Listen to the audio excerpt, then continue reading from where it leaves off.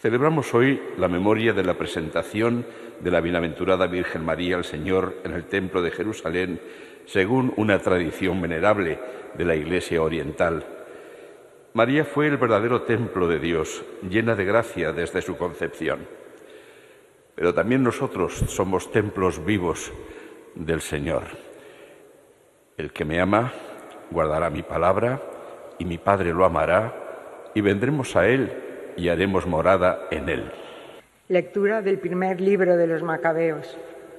En aquellos días, Judas y sus hermanos propusieron: nuestros enemigos están vencidos, subamos pues a purificar el santuario y a restaurarlo. Todo el ejército y subieron al monte Sión. El año 148, el día 25 del mes noveno, es decir, Casleu, todos madrugaron para ofrecer un sacrificio según la ley, en el nuevo altar de los holocaustos que habían reconstruido, precisamente en el aniversario del día en que lo habían profanado los gentiles, y lo volvieron a consagrar, cantando himnos y tocando cítaras, laudes y timbales. Todo el pueblo se postró en tierra, adorando y alabando al cielo que les había dado el triunfo. Durante 8 días celebraron la consagración, ofreciendo con alegría holocaustos y sacrificios de comunión y de alabanza. Decoraron la fachada del santuario con coronas de oro y escudos. Restauraron también el portal y las dependencias, poniéndoles puertas. El pueblo celebró una gran fiesta que invalidó la profanación de los gentiles. Judas, con sus hermanos y toda la asamblea de Israel, determinó que se conmemorara anualmente la nueva consagración del altar con solemnes festejos, durante 8 días a partir del 25 del mes de Casleu. Palabra de Dios. Te alabamos, Señor. Alabamos tu nombre glorioso, Señor. Alabamos tu nombre glorioso, Señor. Bendito eres, Señor, Dios de nuestro Padre Israel, por los siglos de los siglos. Alabamos tu nombre glorioso, Señor. Tuyos son, Señor, la grandeza y el poder, la gloria, el esplendor, la majestad, porque tuyo es cuanto hay en cielo y tierra. Alabamos tu nombre glorioso, Señor. Tú eres Rey y soberano de todo. De ti viene la riqueza y la gloria. Alabamos tu nombre glorioso, Señor. Tú eres Señor del universo. En tu mano está el poder y la fuerza. Tú engrandeces y confortas a todos. Alabamos tu nombre glorioso, Señor. Aleluya, aleluya, aleluya. Mis ovejas escuchan mi voz, dice el Señor, y yo las conozco y ellas me siguen. Aleluya, aleluya, aleluya, aleluya. Aleluya.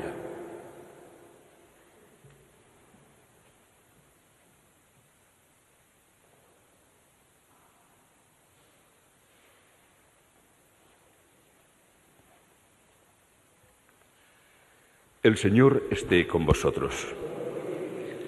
Lectura del Santo Evangelio según San Lucas.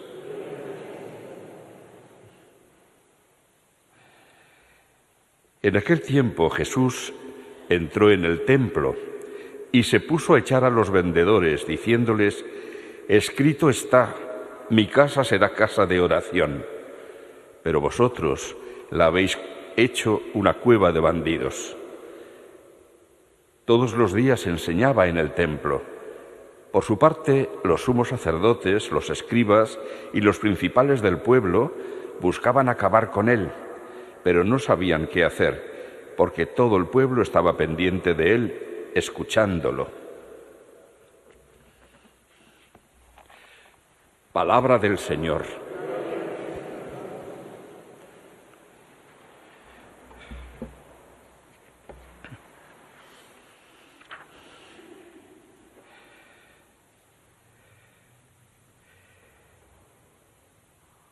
Estamos leyendo el segundo libro de los Macabeos y hoy vemos cómo, después de haber sufrido una grave persecución por parte del rey Antíoco Epifanes, que no iba a cesar, después iba a continuar.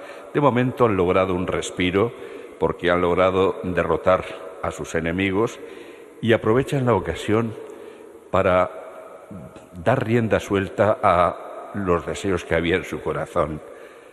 Ellos que estaban dando la vida por la fidelidad al permanecer fieles a la alianza del Señor y cumpliendo sus mandatos, ahora quieren expresar su agradecimiento al Señor, poniendo de nuevo en funcionamiento el templo de Jerusalén que había sido profanado por los paganos.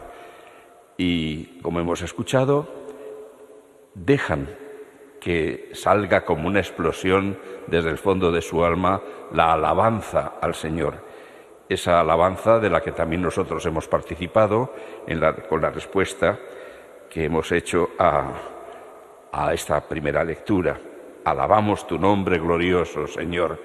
Era una invocación la suya que nacía desde la sinceridad. Por eso le fue muy agradable a Dios esta fiesta que todavía en tiempos de Jesús se celebraba, la dedicación del templo en el día 25 del que llamaban el mes de Casleu, el 9º mes del año. Había un verdadero entusiasmo en su alabanza al Señor. Celebraron fiesta, es decir, había fiesta en sus corazones. También nosotros tenemos una fiesta muy importante que ha instituido Cristo para que agradezcamos al Señor su salvación. Pero no siempre la vivimos con espíritu de fiesta. A veces lo que sale de nuestro corazón es pura rutina, no hay entusiasmo en nuestra alabanza, no cantamos al Señor. Notemos que esto era lo normal en las celebraciones litúrgicas que vemos en el Antiguo Testamento. Siempre había ese alabar, y así los salmos invitan continuamente a alabar al Señor con cánticos, con instrumentos musicales, y parece que en nosotros como que se apaga el entusiasmo, como que no somos capaces de participar en algo tan esencial como es la alabanza al Señor. ¿Será quizá que es que no hay fiesta en nuestro corazón? ¿Será quizá que no somos capaces de valorar la salvación que el Señor ha realizado, entregando su vida para que nosotros tengamos vida? Pues es muy posible, porque, como hemos escuchado en la lectura del Evangelio, llega un momento en que Jesús se enfada seriamente ante la actitud de sus contemporáneos en el templo. Aquí ya no se ve que haya esa alegría, esa alabanza al Señor, al revés.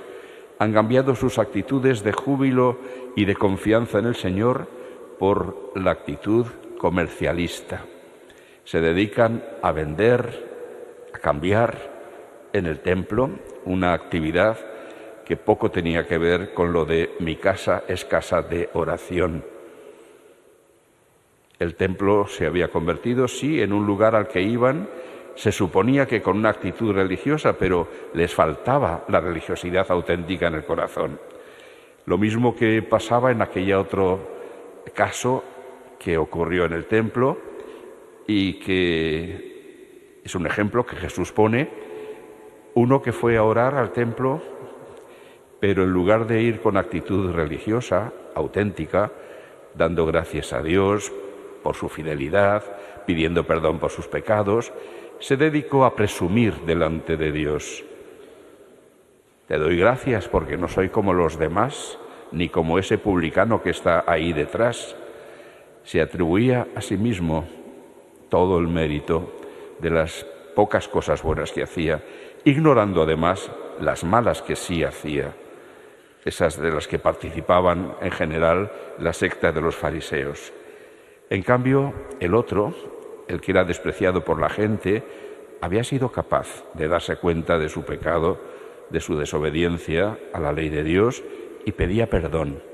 No se atrevía, decía Jesús, ni a levantar los ojos de lo avergonzado que estaba por su pecado. Ten compasión de mí, Señor, que soy un pecador.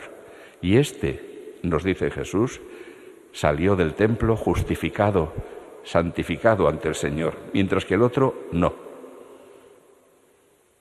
El templo no es de por sí garantía de nada. El acudir al templo no es de por sí garantía de nada. Lo que hace falta son las vivencias interiores. María, estamos celebrando hoy, según una tradición muy venerada en el Oriente cristiano, siendo muy niña, se ofrendó al Señor, y gracias a esa ofrenda que desde niña hizo, pues toda su vida transcurrió en una obediencia total a la ley de Dios.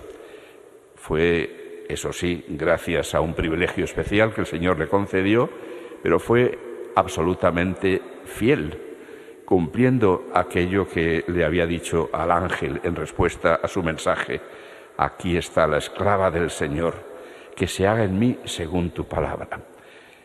Así María muestra cómo ella ciertamente es templo del Señor, y antes de que habitara el Verbo encarnado en su seno, ya Dios mismo moraba en su corazón. Realmente ella ya era un templo de Dios antes de concebirlo y antes de tenerlo físicamente en su interior.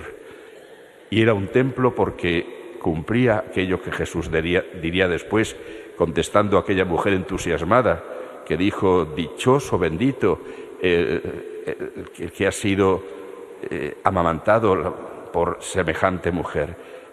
Y Jesús dirá: dichosos más bien los que escuchan y cumplen la palabra de Dios. Eso es lo que nos convierte en templos del Dios vivo. Escuchar, comprender, aceptar, ser dóciles y, por lo tanto, cumplir lo que el Señor nos enseña. No es posible una auténtica fe si no hay una actitud de amor a la palabra de Dios y de esfuerzo por tratar de ponerla en práctica. No nos engañemos, porque puede haber actitudes que aparentemente desde fuera puedan ser más o menos religiosas, pero si no es el corazón el que está implicado, no sirven de nada. Es una denuncia que hará Jesús continuamente, sus ataques a fariseos, a saduceos, etcétera, que aparentemente por fuera realizan gestos que se supone que son religiosos: alargar las filacterias, las oraciones largas en las plazas, etcétera, pero en realidad su corazón está muy lejos de Dios. Es una tentación que pueden sufrir, de hecho sufren todos en todos los tiempos.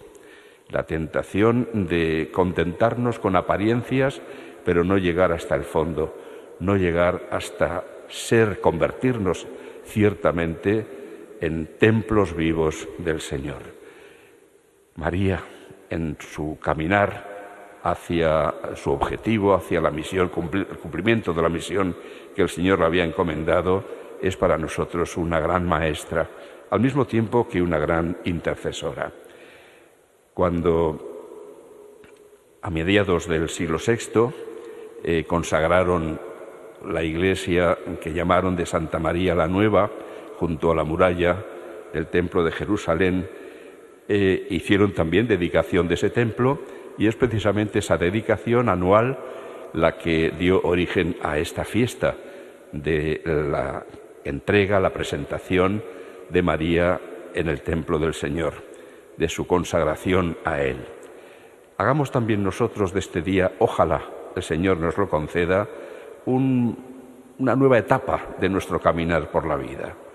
Pidamos al Señor que nos ayude en adelante a ponernos como meta, como objetivo, imitar a nuestra Madre en este consagrarnos al Señor, en este hacer de nuestra vida y de nuestro corazón templos vivos de Dios, donde Dios se encuentre a gusto porque aun cuando sigamos siendo pecadores, que lo seguiremos siendo, pero al menos lo hagamos con el espíritu de aquel publicano que lo reconocía humildemente delante del Señor y le pedía perdón y ayuda para cambiar.